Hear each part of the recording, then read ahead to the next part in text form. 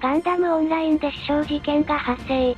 知人男性32を包丁で刺したとして、殺人未遂の疑いで埼玉市の無職の容疑者31を現行犯逮捕した。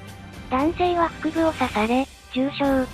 二人は12年前にゲームセンターで知り合い交流を続けていたが、ガンダムオンラインで言い争いになり、音声チャット上でお前、弱い、使えない、下手くそ、などと口論になったという。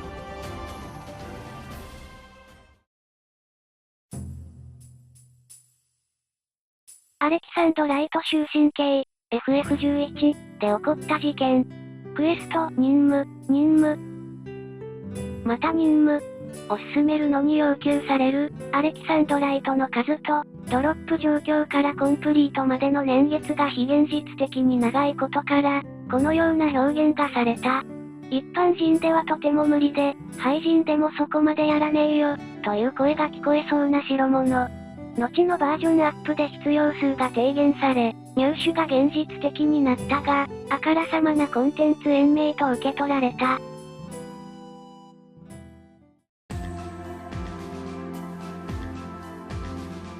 新、女神転生イマジンで起こった訴訟事件。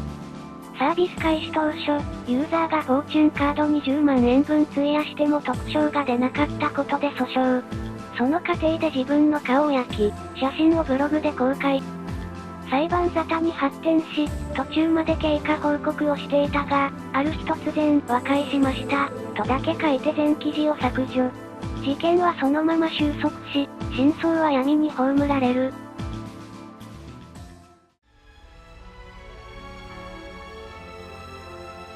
HDD バースト事件。PSO2 で起こった最大最悪の運営ミス。アップデートファイルの誤作動により、PSO2 をインストールしているドライブ内のデータが消去されるというもの。被害は最低でも2万514人に及び、被害者には1万 AC ゲーム内通貨、か5000円相当の金券が送付された。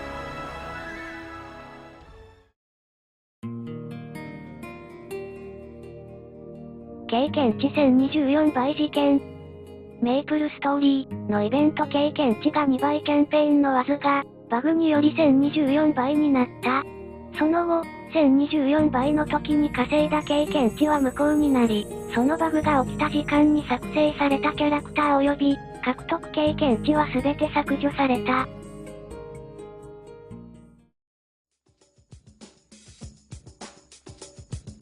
ノーステイル運営夜逃げ騒動。4年以上運営されていたが、突然サーバーが停止。何の告知もないままに公式サイトも消滅。ユーザーが運営会社の住所を検索してみると、該当のビルのフロアは入居募集中となっていた。5ヶ月後、ノーステイルの運営、ゲームやろう破産がニュースサイトにより伝えられ、事実上サービス終了となった。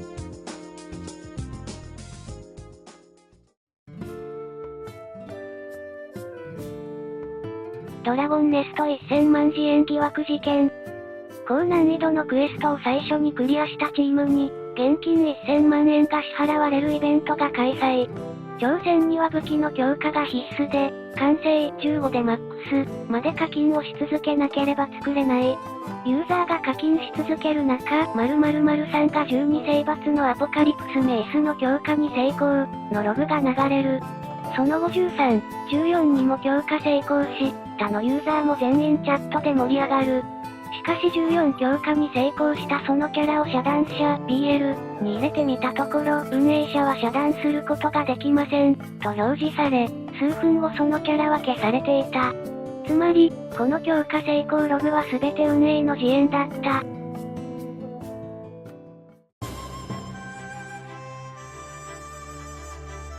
メンテ失敗でサービス終了事件。M2 進行期間、サービス終了のお知らせ。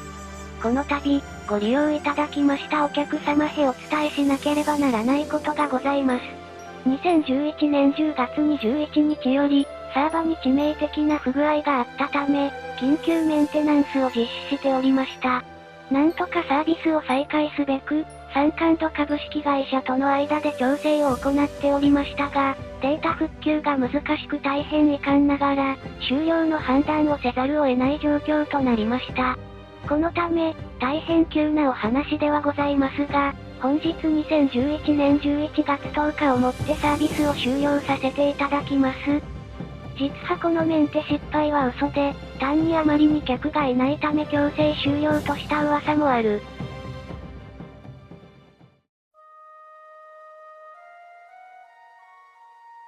のバレンタイン事件。MOE のバレンタインデーに、みんなでお菓子を作って PVP サバの住人に愛を教えてあげよう、というイベントが開催。お菓子を作ってきたエンジョイ勢たちが、一切の武装なしに PVP サバに集まったところ、一方的な大虐殺が始まり、深い心の傷を負ったライトユーザーたちが、大量引退していった。虐殺は PVP サバ側の運営主導のもと行われた。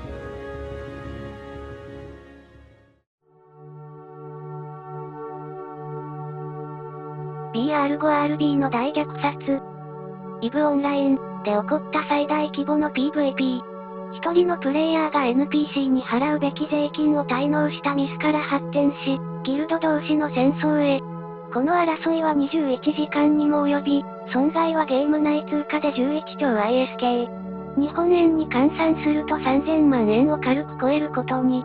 開発、運営の CCP はこの戦いに感銘を受け、戦争の舞台となった BR5RB 構成形に、北の巻屋という特別な地域を作り、今回の戦争の残骸を永久保存した。米領事館襲撃事件、EVE オンラインの有名プレイヤーでもある、ショーン・スミス外交官がリビアの米領事館襲撃事件に巻き込まれた。事件当夜にもゲーム仲間とチャット中で、次のようなメッセージを送信し、自分が死ぬ可能性を匂わせていたという。今夜、僕らが死ななければの話だけど、領事館を警備する警察の一人が写真を撮っているのを見かけた。スミス氏は銃声だ、というメッセージを最後にオフラインとなり、それきり戻ってこなかった。